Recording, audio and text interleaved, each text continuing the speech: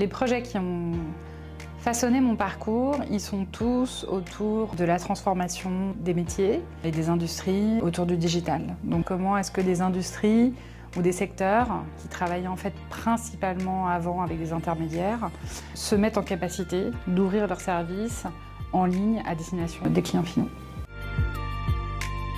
Je suis Head of International pour la LB e-Retail de Michelin.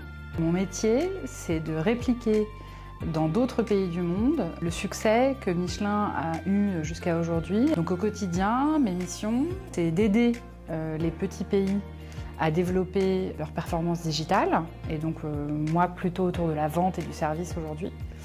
Et c'est aussi de l'autre côté de faire les études de marché qui nous permettent de déterminer les prochains pays dans lesquels le groupe Michelin veut étendre son empreinte e-retail. Le e-retail, c'est pas que de la vente en ligne. Le e-retail, c'est vendre des pneus en ligne, mais c'est aussi accompagner le choix du consommateur.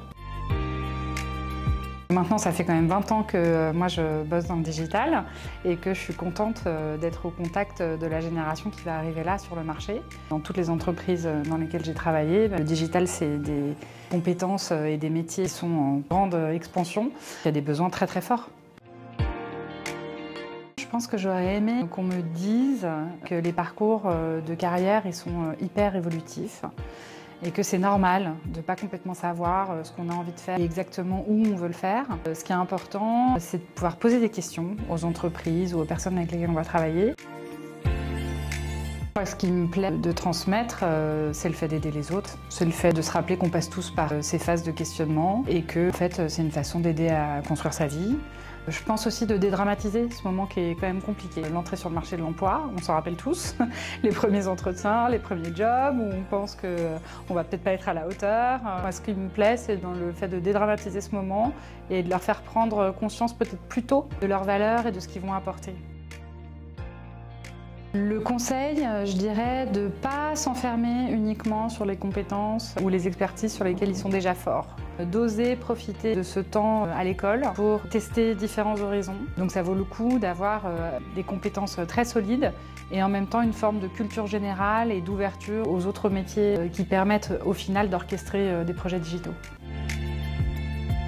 Le plus important dans les entretiens, c'est d'arriver à ne pas parler que de ses compétences. Les employeurs, en fait, ils sont à la recherche évidemment de compétences, ça c'est ce qu'on va pouvoir lire sur un CV. Ils vont surtout être à la recherche de personnes qui ont des qualités humaines, relationnelles, pour pouvoir les projeter, les développer dans une entreprise.